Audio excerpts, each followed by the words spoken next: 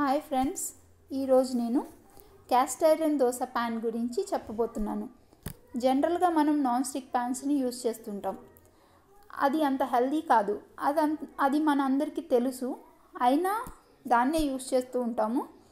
Non stick pan ఎంత మంచి brand తీసుకున్నా కొన్ని రోజుల తర్వాత దానిపైన ఉండే టెఫ్లాన్ కోటింగ్ పోతుంది. అది మన ఫుడ్లోకి వచ్చేస్తుంది. అందుకని అది అంత హెల్దీ కాదు. లేదు అంటే ఫ్రీక్వెంట్గా దాన్ని మారుస్తూ ఉండాలి. దీనికోసం మనం చాలా ఎక్కువగా మనీ స్పెండ్ చేయాల్సిన అవసరం వస్తుంది. అందుకని నేను చాలా సెర్చ్ చేసి ఒక క్యాస్ట్ ఐరన్ దోశ ప్యాన్ని అమెజాన్ నుంచి ఆర్డర్ చేశాను. దీన్ని మనం డైరెక్ట్గా యూజ్ చేయకూడదు. అలా డైరెక్ట్గా యూజ్ చేస్తే దోశలు సరిగ్గా రావు. దీనికోసం ఒక ప్రొసీజర్ ఉంది. దీన్ని వాళ్ళు యూజర్ మాన్యువల్లో క్లియర్గా రాశారు. ఇప్పుడు దాన్ని ఎలా ఫాలో అవుతూ మనం ప్యాన్ని యూజ్ చేయాలో చూద్దాం. ఈ క్యాస్ట్ ఐరన్ ప్యాన్ పైన దోశలే కాకుండా రోటీ, పరాటా, పిజ్జా కూడా చేసుకోవచ్చు అని మాన్యువల్లో చెప్పారు. ఇవన్నీ ఇప్పుడు నేను ట్రై చేయట్లేదు. ఓన్లీ దోశలు మాత్రమే ఎలా వస్తాయో మీకు చూపిస్తాను. అలాగే ఈ ప్యాన్ని మనం న్యాచురల్ నాన్ స్టిక్ అని చెప్పుకోవచ్చు. వాళ్ళు చెప్తున్నారు ఇది pre season ready to use అని రాశారు. కానీ మాన్యువల్లో కొన్ని ఇన్స్ట్రక్షన్స్ రాశారు. చూసారు కదా, ఇక్కడ క్యాస్ట్ ఐరన్ దోశ ప్యాన్, రోటీ, పిజ్జా తవ్వ అని రాశారు. దీన్ని గ్యాస్ పైన, electric, induction, oven, campfire, micro ఓవెన్లో కూడా యూస్ చేసుకోవచ్చు అని ఇక్కడంతా రాసున్నారు. ఇప్పుడు ఇది హీట్ కూడా బాగా రెసిస్టెంట్ చేస్తుందంట. దీనికోసం మినిమం ఆయిల్ రిక్వైర్మెంట్ ఉంటుంది అని కూడా రాశారు. ఇదేంటి పాలిష్డ్ కుక్వేర్, పైన లేయర్ అంతా చాలా సాఫ్ట్గా ఉంది. మన నాన్ స్టిక్ ప్యాన్స్ ఎలా ఉంటాయో అలాగే ఉంది. వెయిట్ కూడా చాలా ఎక్కువగా ఉంది. ఆల్మోస్ట్ ఇది 3 kgs వెయిట్ ఉంటుందని రాశారు. ఇప్పుడు ఆ ప్రొసీజర్ ఎలా చేయాలో చూద్దాం. దీనికోసం ఈ ప్యాన్ని ఫస్ట్ ఒక వెట్ క్లాత్తో కానీ టిష్యూతో కానీ బాగా క్లీన్ చేసుకోవాలి. ఇప్పుడు నార్మల్గా క్యాస్ట్ ఐరన్ ప్యాన్లు వాటర్ పెట్టి ఎక్కువగా కడగకూడదంట. ఇలాగే వెట్ క్లాత్తో బాగా క్లీన్ చేసిన తర్వాత కొద్దిగా ఆయిల్ వేసి ఇంకొక డ్రై టిష్యూ తీసుకొని నేను ప్యాన్ మొత్తం ఆయిల్ని అప్లై చేసుకుంటూ ఉన్నాను. మీరు టిష్యూతో కాకపోతే క్లాత్తో అయినా కూడా అప్లై చేసుకోవచ్చు. ఇప్పుడు దీనిపైన ఇంకా ఒక 4-5 స్పూన్లు ఆయిల్ని వేసుకోవాలి. ఇలా ఆయిల్ వేసి స్టవ్ ఆన్ చేసి మీడియం ఫ్లేమ్లో వేడి చేసుకోవాలి.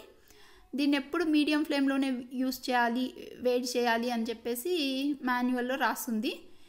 ఇలా ఆయిల్ అంతా బాగా స్ప్రెడ్ చేసుకున్న తర్వాత ఒక ఆనియన్ తీసుకొని బాగా సన్నగా తరిగాను. ఆ ఆనియన్ని ఇప్పుడు ఈ ప్యాన్ పైన వేసి బాగా ఫ్రై చేసుకోవాలి. ఇలా ఆనియన్ని బాగా కలుపుతూ అన్ని వైపులా స్ప్రెడ్ అయ్యేలాగా ఇలా బాగా మిక్స్ చేస్తూ ఫ్రై చేసుకోవాలి. ఈ ఆనియన్ ఆల్మోస్ట్ మాడిపోయేంత వరకు ఫ్రై చేయాలి.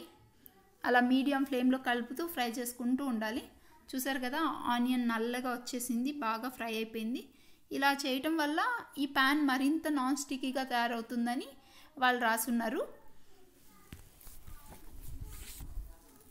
చూడాలి, ఈ ప్యాన్ కనుక మంచిగా యూజ్ అయితే ఇది చాలా డ్యూరబిలిటీ కూడా చాలా ఉంది. ఇది చాలా రోజులు మనం యూజ్ చేసుకోవచ్చు. ఇలా నాన్ స్టిక్ ప్యాన్లు మార్చినట్లు మాటికి మార్చాల్సిన అవసరం కూడా లేదు. ఇలా ఆనియన్స్ అంతా బాగా ఫ్రై అయిన తర్వాత స్టవ్ ఆఫ్ చేసి ఈ ఆనియన్స్ అంతా బాగా స్ప్రెడ్ చేసుకోవాలి ప్యాన్ అంతా. ఇలా ప్యాన్ అంతా స్ప్రెడ్ చేసుకొని దీన్ని ఇలాగే వదిలేయాలి. ఈ ప్యాన్ మొత్తం పూర్తిగా చల్లారే వరకు ఆ ఆనియన్స్ని అంతే వదిలేయాలి. ఇప్పుడు ఈ ఆనియన్స్ అంతా బాగా చల్లారిపోయినాయి. ప్యాన్ కూడా పూర్తిగా చల్లారిపోయింది. ఇప్పుడు ఈ ఆనియన్స్ అంతా తీసేసి పడేయాలి. దీన్ని మళ్ళీ దేనికోసం యూజ్ చేయకూడదు, ఇవి డస్ట్బిన్లో వేసేయాలి. ఇప్పుడు ఒక టిష్యూ తీసుకొని ఎక్స్ట్రా ఉన్న ఆయిల్ని కూడా ఇలా తుడిచేసుకోవాలి. ఇంతే అండి, ఇది రెడీ టు యూస్. ఇంకా దీన్ని మనం దోశలు వేసుకోవడానికి యూస్ చేసుకోవచ్చు. ఇప్పుడు దీన్ని ఒక ఆనియన్ కట్ చేసి కొంచెం ఆయిల్లో డిప్ చేసి ఇలా ప్యాన్ అంతా స్ప్రెడ్ చేసుకోవాలి. ఇది ఎవ్రీ టైం మీరు దోశ వేసే ముందు ఇలా ఆనియన్తో బాగా రబ్ చేసుకుంటే దోశ నీట్గా వస్తుంది. ఇది మనం రెగ్యులర్ ప్యాన్స్ లాగా ఎలా అంటే అలా నీళ్ళల్లో అలా వేయకూడదు, కొంచెం జాగ్రత్తగా యూస్ చేసుకోవాలి. స్టీల్ స్క్రబ్స్ అవి కూడా ఎక్కువగా యూస్ చేయకూడదు. దీనికి ఒక మైల్డ్ డిటర్జెంట్ తోటి వాటర్ తోటి క్లీన్ చేసుకుంటే సరిపోతుంది. క్లీన్ చేసిన తర్వాత మళ్ళీ మొత్తం బాగా తుడిచి ఆయిల్ అప్లై చేసుకొని పెట్టుకోవాలి. ఎవ్రీ టైం యూస్ చేసుకునేటప్పుడు యూస్ చేసుకోవటం అయిపోయిన తర్వాత ఇలా ఆయిల్ అప్లై చేసుకొని పెట్టుకోవటం వల్ల మన ప్యాన్ పాడైపోకుండా ఉంటుంది. ఇలా దోశ వేసుకున్నాను కదా, ఇదే ఫస్ట్ దోశ అండి. ఇది ఎలా వస్తుందో చూడాలి. మేబీ ఫస్ట్ దోశ సరిగా రాకపోవచ్చేమో అనుకుంటున్నాను. చూస్తాను ఎలా వస్తుందో. ఇది మీడియం ఫ్లేమ్లోనే కుక్ చేసుకుంటే సరిపోతుంది. ఇది బాగా వేడైపోతుంది వెంటనే. దీనివల్ల గ్యాస్ సేవ్ అవుతుందని కూడా వాడి మాన్యువల్లో రాశారు. చూసారు కదా, ఈ దోశ ఫస్ట్ దోశ అయినా సరే ఇలా బాగా క్రిస్పీగా వచ్చింది. మళ్ళీ అంతే, ఇలా కొద్దిగా ఆయిల్ని అప్లై చేసుకుంటూ మళ్ళీ దోశ వేసుకోవాలి. నార్మల్ ప్యాన్స్ లాగా కాకుండా దీన్ని కొంచెం కేర్తో వాడుకుంటే ఇది చాలా సంవత్సరాల పాటు మనం హాయిగా యూజ్ చేసుకోవచ్చు.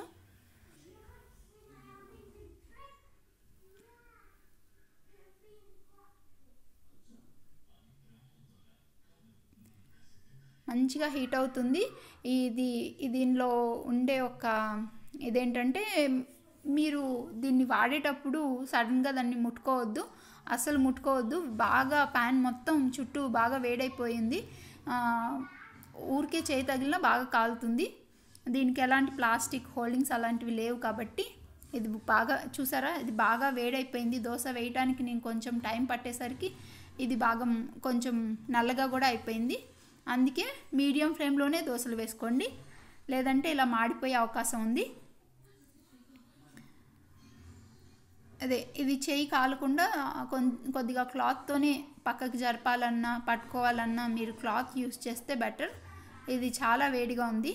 ఇది దోశ వేసేసిన తర్వాత స్టవ్ ఆఫ్ చేసిన తర్వాత కూడా ఇది మళ్ళీ కూల్ అవడానికి ఒక హాఫ్ అన్ అవర్ టైం తీసుకుంటుంది.